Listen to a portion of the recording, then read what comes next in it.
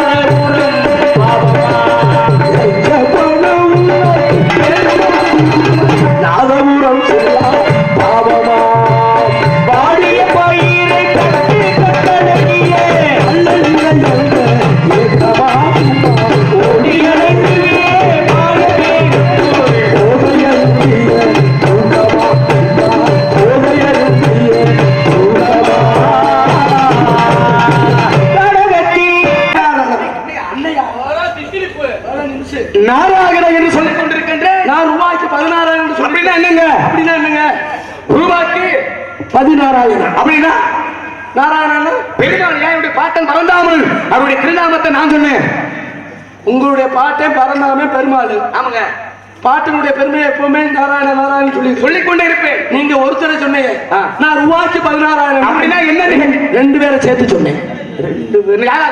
ரூபாய் என்றால் மகாலட்சுமி. மகாலட்சுமி. பதி என்றால் துணை புருஷன். ஓஹோ, மகாலட்சுமிக்கு புருஷன் யாரு?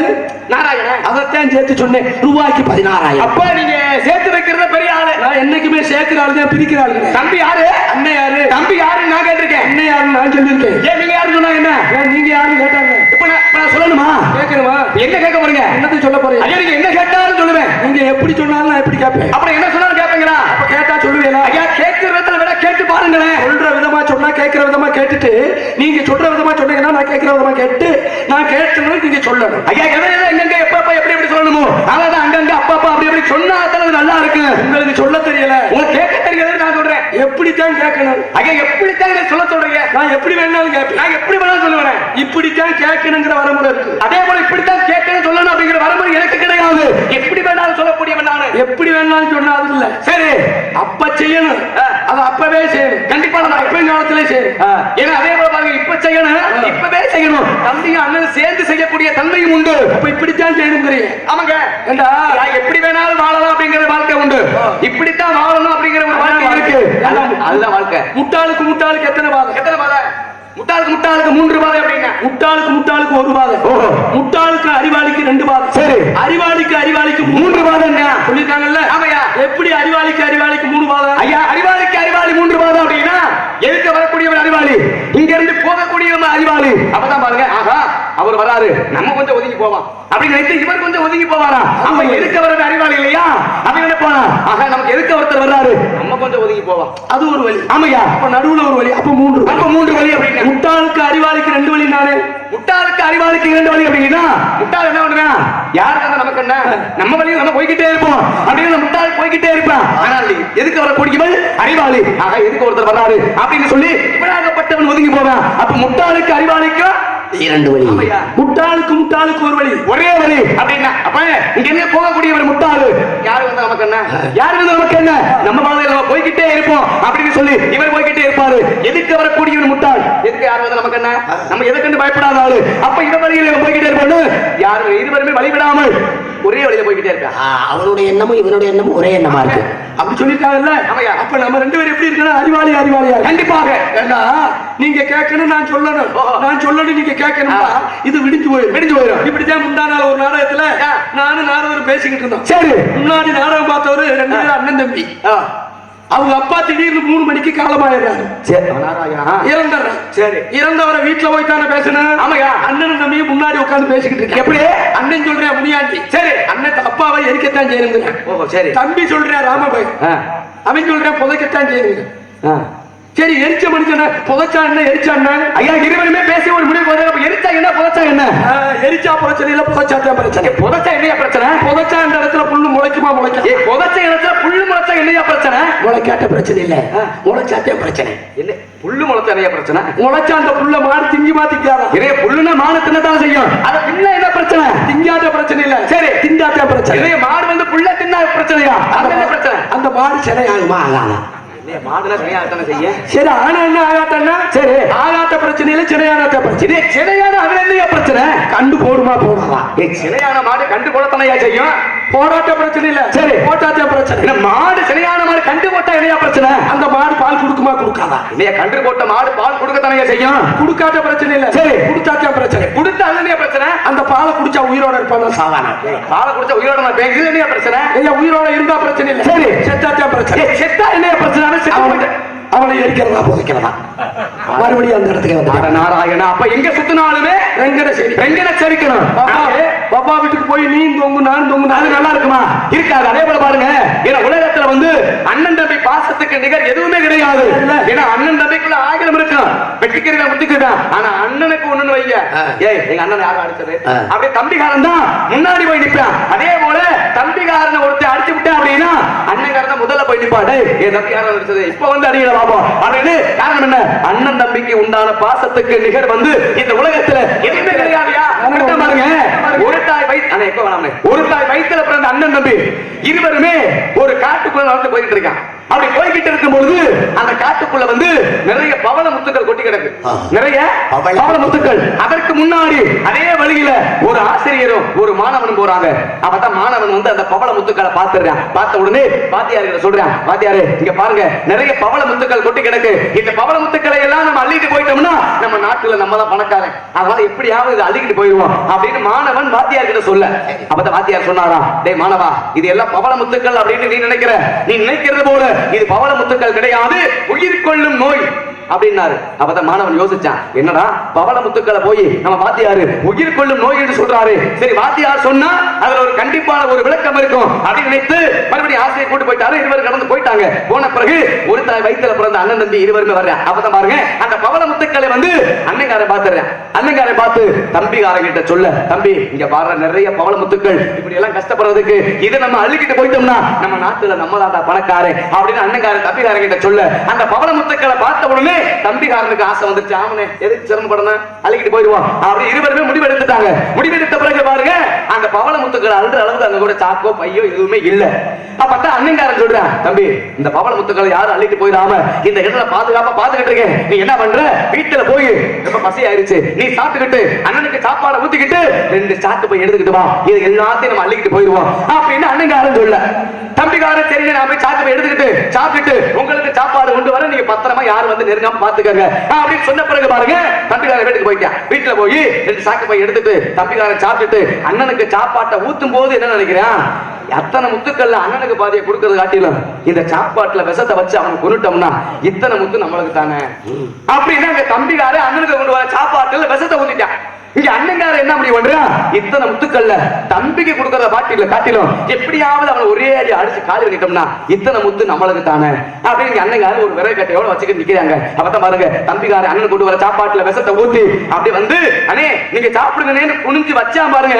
குனிஞ்சு வைக்கும் பொழுது அண்ணங்கார தம்பிகாரன்னு ஒரே அடி, தம்பிகார அந்த இடத்துல இறந்து போயிட்டான். சோழி முடிச்சு. அப்பதான் பாருங்க என்ன தம்பி இல்ல எல்லா முத்துமே நம்மளுக்கு தானே அப்படி நினைச்சு என்ன பண்ணா 2 சாக்கு பைகளையுமே பவள முத்துக்களை அள்ளிட்டு, அப்ப தம்பி இல்ல பசி ரொம்ப அதிகமா இருக்கு சாப்பிட்டுட்டு தெம்பா தூக்கிட்டு போவான் அப்படின்னு நினைச்சேன். ஏன்னா விஷம் கலந்தது அவனுக்கு தெரியாது. அப்பதான் பாருங்க அந்த விஷம் கலந்த சாப்பாட்டை சாப்பிட்டுட்டு அண்ணங்காரன் அதே இடத்துல இறந்து போயிட்டான். தம்பிகாரன் அதே இடத்துல இறந்து போயிட்டான். முன்னாடி கலந்து போனாங்க பாருங்க ஒரு ஆசிரியர் மாணவனும் மறுபடியும் அதே வழியில வர்றாங்க. வந்த பிறகு அப்பதான் ஆசிரியர் வந்து மாணவன் கிட்ட சொல்றாரு, மாணவா இதை என்ன சொன்ன, பவள முத்துக்கள் நீ சொன்ன, நான் என்ன சொன்னேன், உயிர் கொள்ளும் நோய் என்று சொன்னேன். பாத்தியா 2 பேருமே ஒரு தாய் வயித்துல பிறந்த அண்ணன் தம்பி, ஆனா இன்னைக்கு 2 பேரும் இறந்து கிடக்க அப்படின்னா யார் காரணம், அதுதான் இந்த பவள முத்து தான் காரணம். அதான் சொல்லுவாங்க பேராசை பெருநஷ்டம் அப்படின்னு சொல்லுவாங்க.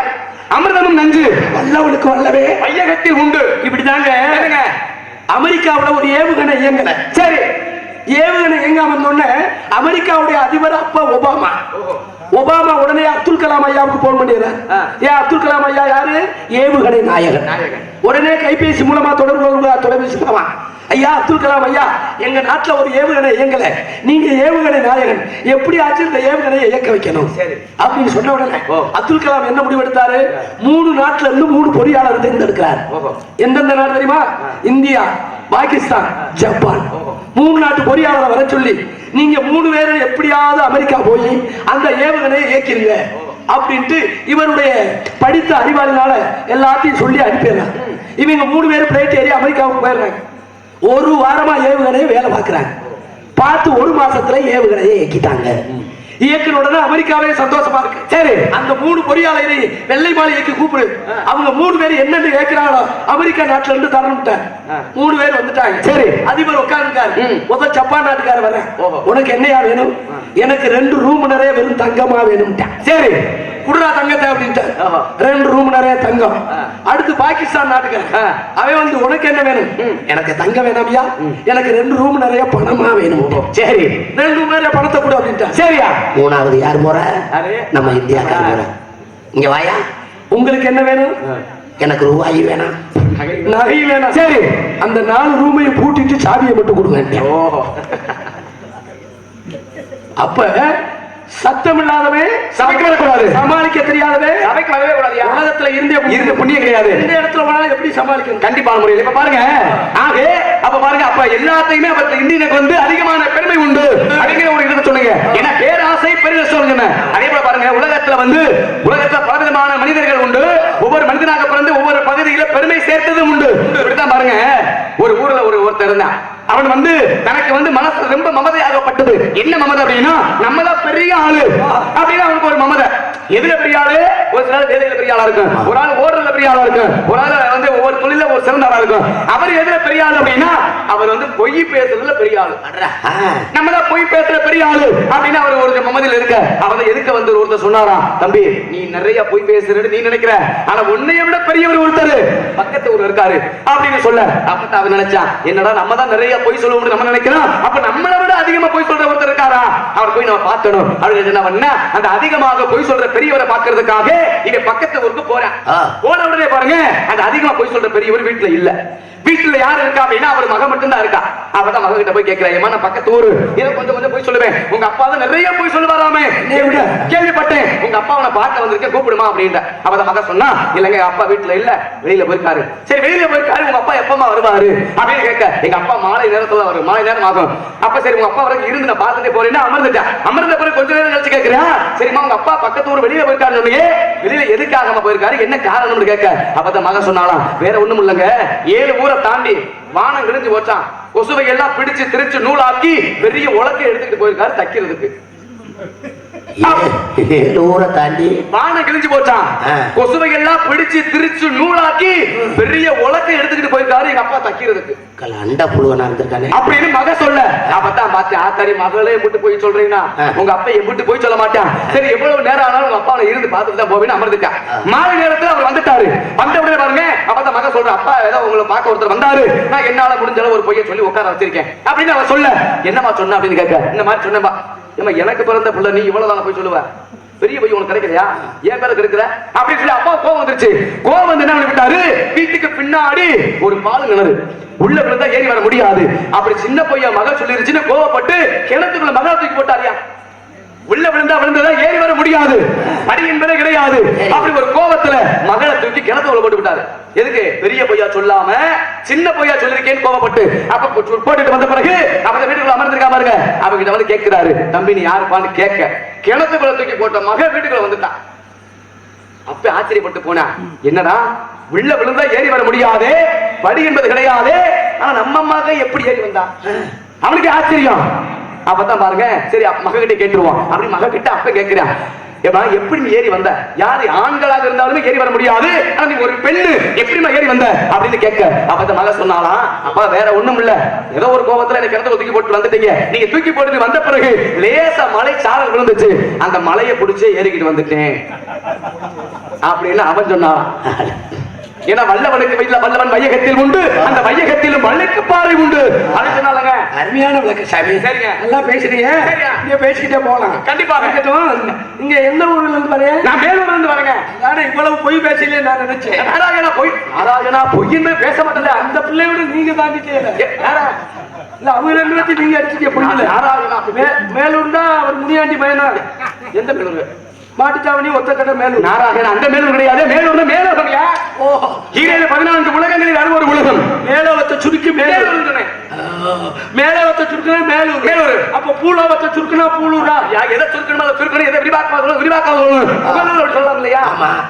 எதிர்வகம் இருக்கு. ஆமாங்க. இன்பம்னா துன்பம், இரவுனா பகல், மேடுனா பள்ளம், வரவுனா செலவு, சனனம்னா ஜனனம்னா ஜனனம் மரணம் வேறு மரணம். ஆமையா. தெரியும்னா தெரியாது, வெற்றினா தோல்வி. அப்ப மேலைக்கு எதிர்வகம் கீழ், கீழூர்னு சொல்லியிருக்காங்க. மேலூர்ல இருந்து கீழூருக்கு வந்து. ஆமையா. நீங்க வந்தது குட்டியானையா சேராட்டமா? கிடையாதுங்க, நான் வந்து சொந்த வாகனத்துல வரக்கூடிய ஆளு. சொந்த வாகனம்? ஆமையா. இன்னைக்கு உண்மையிலே சொந்த வாகனத்துல வந்தது யாரு? நீங்க தான். இருக்கட்டும், அது ஒரு பக்கம் இருக்கட்டும். சரிங்க.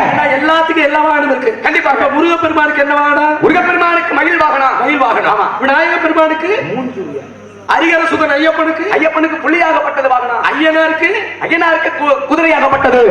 ஆக ஒவ்வொரு ஜீவன்களுக்கு ஒவ்வொரு வாகனம். அம்மனுக்கு வந்து நிறைய வாகனங்கள் உண்டு. சிம்ம வாகனம். ஆமையா. அதே மாதிரி உங்களுக்கு வாகனம் கிடையாது. ஐயா வாகனம் உண்டு, ககன மார்க்கமாக வரக்கூடிய ககனம். ஆமையா. வாகனம் கிடையாது. ககனம் என்பது வேறு, அது நமக்கு தேவையில்லை. காற்றோடு காற்றாக பறந்து வரக்கூடியவன். உங்க பேரு? அபிஷேக பிரியா சிவா, அலங்கார பிரியா விஷ்ணு, சோத்திர பிரியா சூர்யா, திரைப்பிரியா கந்தா, கரகர பிரியா சுந்தராம்பா, கனகப்பிரியா நாரதன் என்பார்கள். அறிவே உண்மையிலே சாமி உங்களை பார்க்கணும்னா கொடுத்து வச்சிருக்கணும். ஏன்னா 12 வருஷத்துக்கு ஒரு முறை பூக்கக்கூடிய பூ என்னவோ குறிஞ்சி பூவாக குறிஞ்சி மலர். 12 வருஷத்துக்கு ஒரு முறை கூடக்கூடிய சபை தேவேந்திர சபை. இந்த இந்திர சபையில 33 கோடி தேவர்கள், சரி 48,000 ரிஷிமார்கள், கிண்ணறர் கிம்புரர் எல்லாரும் அமர்ந்திருப்பாங்க. ஆனா நாரத மகர்ஷி நீங்க உள்ள போனோடு எல்லாரும் எந்திரிச்சு இருப்பாங்க. என்ன காரணம்? ஒரு மதிப்பு மரியாதை முடியாது. போய் பேசாத. என்ன மரியாதை இல்ல, நாரதர் வந்துட்டானே என்னத்தை இழுத்து விட போறான். இதான் உண்மை. அப்படி கிடையாதுயா. நான் வந்துட்டேன் அப்படின்னா மதிப்பு மரியாதை கொடுத்து எழுந்திருக்கக்கூடிய ஆட்கள் உண்டு. அப்ப உலகத்திலேயே கோபமான முனிவர் யாரு? துர்வாச முனிவர். துர்வாச முனிவர். சாந்தமான முனிவர் நீங்க. உலகத்துல வந்து கோபம்னா என்னன்னே தெரியாத சாந்தமான குணம் படைத்தவன் அடியே நீங்க. ஆமையா. அப்ப உங்களுக்கு தொழில், என்னுடைய தொழில் என்ன அப்படின்னா கலகம் செய்வது என்னுடைய தொழில். என்ன தொழில்? கலகம். கலகம். ஆமையா. என்ன சாந்தமான முனிவர் இல்லையா? ஐயா, நல்லா இருக்கிற ஊர்ல சண்டையில் தூட்டு. அப்படி கிடையாதுங்க. சண்டை என்பது வேறு, கலகம் என்பது வேறு. மூத்தோர் சொல்வாக்கு முதிர் நெல்லிக்காயும் ஒண்ணு அப்படின்னா ஆரம்பம் கலகமாக இருக்கும், முடிகின்ற பொழுது நன்மையாகவே முடியுமையா. ஓ, முதல்ல கலகமா தான் தெரியும். ஆமாங்க. முடிவுல நன்மையாக முடியும். அப்ப நாங்க ஊர்ல கத்தி எடுத்து கலகம் பண்ணா என்னுடைய புத்தியால் கலகத்தை உண்டு பண்ணுவேன். நாங்க அறிவாளத்தை என்னுடைய அறிவால் கலகத்தை ஏற்படுத்துவேன். நாங்க கம்பெடுத்து என்னுடைய அன்பால் கலகத்தை உண்டு பண்ணுவேன். நாங்க கல்லெடுத்து என்னுடைய சொல்லாத கலகத்தை ஏற்படுத்துவேன். அப்ப உங்களுக்கு ஊனா சூனா போனா நானா தோனா வாயப்படியா அதனே ஊனா அஞ்செழுத்து மந்திரம்யா. அப்படி நினைங்க. நமசிவாயா எத்தனை எழுத்து? 5 எழுத்து மந்திரம். ஆங்கிலத்திலே சொல்வார்கள் எப்படி? Vowels AEIOU. சரி, இது எத்தனை எழுத்து? எத்தனை எழுத்து? என்ன? 5 எழுத்து. ஆமையா. உங்களையும் 5 எழுத்துல சுருக்கிருக்கேன். ஓஹோ. நீங்க மேலோகத்தை சுருக்கி மேலுண்டை எல்லாம் நான் சொன்னது ஊனா சூனா போனா நானா தோனா. அப்படின்னா ஊனாண்டா உலகம், சரி. சூனாண்டா சுற்றுவது, சரி. போனாண்டா பொது, சரி. நானாண்டா நடம், தோனாண்டா தொண்டன். உலகம் சுற்றும் பொது நல தொண்டனா. நானே அப்ப நீங்க தான் அந்த சுனா சுனாவா? இங்க செல்லையில எடுத்து இல்லையா? இல்லங்க, நீங்க தான் சொன்னீங்க சுருக்கணும் அப்படின்னு. அப்ப நீங்க தான் அந்த சுனா சுனா உச்சந்தலையில் அடிச்ச ஊழ முக்கியம். இல்லை, அப்ப என்ன தவறு வச்சு விட்டேன்? அது என்ன சூனா சூனா சுனா சுனா அப்படின்னா சுறுசுறுப்பான ஆளு நீங்க. உயிர் வந்துருச்சியா? அப்பா 2 சூனாவா? ஆமையா. உங்களை கூட பைக் செட்டுக்கார் சொன்னாரு. எப்படி? நீங்க ஒரு கேனா பூனா. பெரிய அவமானம். என்னங்க பார்த்து பேசியா? கேனா பூனா அப்படி இல்லையா? கேட்டு புரிஞ்சு பேசுறீங்க. ஓ, அப்ப கேட்டு புரிஞ்சு பேசக்கூடிய தன்மையாகப்பட்டது அரியனுக்கு உண்டு. அப்ப என் பெயர் நாரத மகாமுனிவங்க. அப்பா வேறு பிரமனாகப்பட்டவன். என்ன எங்க அப்பா தாயா பிரம்மன்.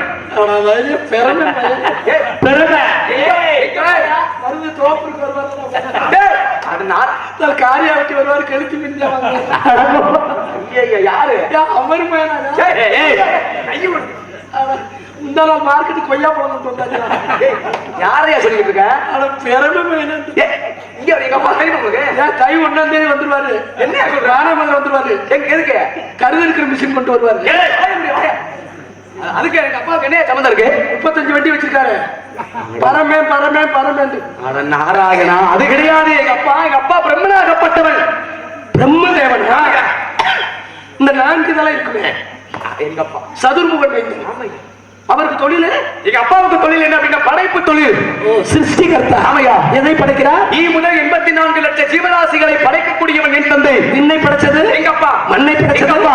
புல்லை படைச்சது எங்க அப்பா. புல்லுக்கு எத்தனை அறிவு? புல்லுக்கு 1 அறிவு. புழுப்பூச்சிக்கு 2 அறிவு. நீரில் வாழக்கூடிய மீன் 3 அறிவு. பறவைகளுக்கு 4 அறிவு. விலங்குக்கு 5 அறிவு.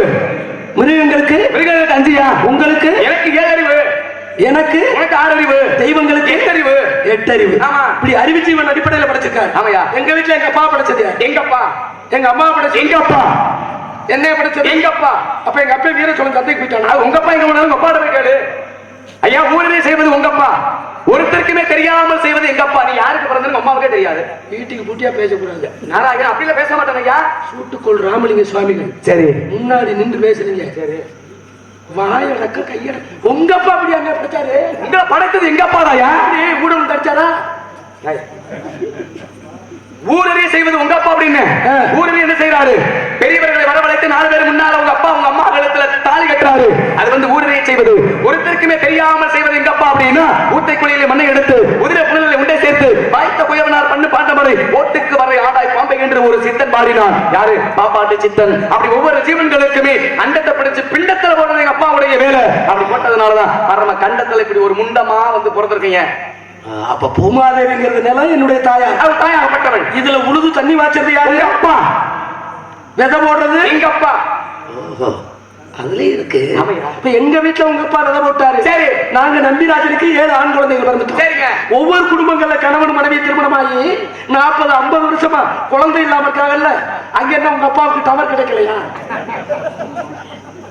ஐயா எல்லா ஜீவன்களையுமே படைக்கக்கூடியவர் எங்க அப்பா ஆனா ஒரு சில ஆள் குழந்தை இல்லாமல் இருக்காங்கல்ல என்ன காரணம்னு கேக்குறீங்க அது வந்து முன்னோர்கள் செய்த பாவம்யா நீங்க பாவம் செஞ்சிருக்க மாட்டீங்க உங்க அப்பா பாவம் செஞ்சிருக்க மாட்டாரு ஒரு 2-3 தலைமுறைக்கு முன்னால யாராவது ஒருத்தவங்க பாவம் செஞ்சிருப்பாங்க அந்த பாவத்தின் பயனாகத்தான் சில பேருக்கு கண்ணு தெரியாமல் சில பேருக்கு காது கேட்காமல் சில பேருக்கு கை கால் ஊனமாக சில பேருக்கு குழந்தை கூட இல்லாமல் இருக்கும் அப்ப இப்படி எல்லாம் இருப்பதற்கு என்ன காரணம் அப்படின்னா முன்னோர்கள் செய்த பாவம்ங்க முற்பகல் செய்யும் பிற்பகல் தாமே விளையும் உள்ளிய நல்லியராயினும் என்ன நுழையும் இருக்காங்க வினைவிதைச்சவன் வெளியே இருக்கணும் என்ன விதைச்சவன் வெளியே இருக்கணும் வச்சவன் எடுக்கணும் வழி தெரிஞ்சவன் போகணும் உப்ப திண்டவன் தண்ணி குடிக்கணும் தப்பு செஞ்ச தண்டனை அனுபவிச்சா தீரணும்னால நினைச்சு நான் நல்லது செஞ்சாட்டேன் உங்களுடைய சந்ததிகள் நல்லா இருக்குயா சரி இப்போ வரும் பேசுறீங்கல்ல நீங்க யாரு உங்களுடைய பேர் என்னையா நான் யாருன்னு கேட்கிறேன் ஆமாங்க எங்க ஆத்தாளுக்கு மயன் மகனா மருமகனா பொய் சொல்லாம சொல்லுங்க எங்க ஆத்தாளுக்கு மயன் எங்க அப்பாவுக்கு மருமையன் ஓஹோ அப்ப உங்க அம்மாவுக்கு நீங்க மயன் உங்க அப்பாவுக்கு மருமையன் மருமகன் சரி உங்க அப்பா பேர் என்னையா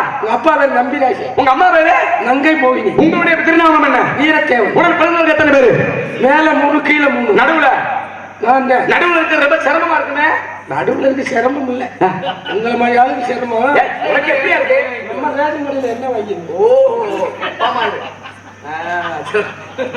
பார்த்தாலே தெரியுது அதே போல அப்ப உங்க முன்னாடி பிறந்தவங்க எத்தனை பேருங்க 3 பேருங்க உங்களுக்கு பின்னாடி பின்னாடி இல்ல எனக்கு அடுத்து 3 பேர் முன்னாடி பின்னாடி பின்னாடிலாம் புறவாசல் கொள்ள வாசல் ஓஹோ அப்ப அது பேரு ஆக அப்ப உங்களுக்கு முன்னாடி அந்த பழக்கம் நிறைய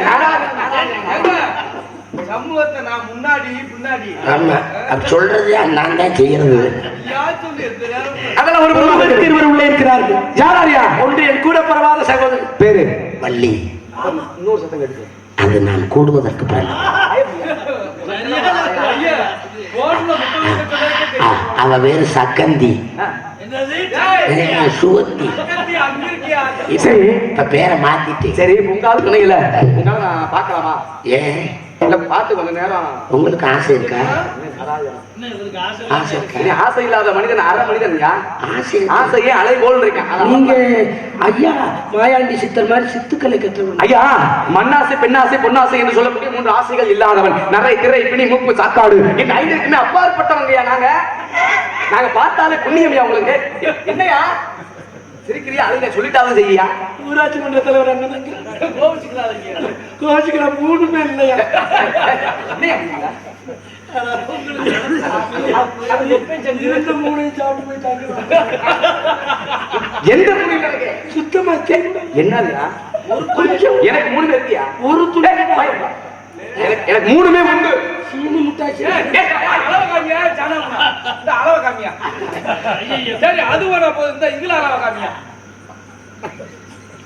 இவ்வளவு இல்லையா அது சிரிச்சு ஏய் இதான் சிரிலியா அதெல்லாம் சிரியலையா சரி சரி பணமாகப்பட்டது மிகப்பெரியதாகப்பட்டது எனக்கு உண்டு ஆமா இது கலியுகத்துல இந்த 3 இல்ல சரி கூப்பிட போறீங்களா கூப்பிடுறீங்களா மாமா சப்பட்ட போட்டையா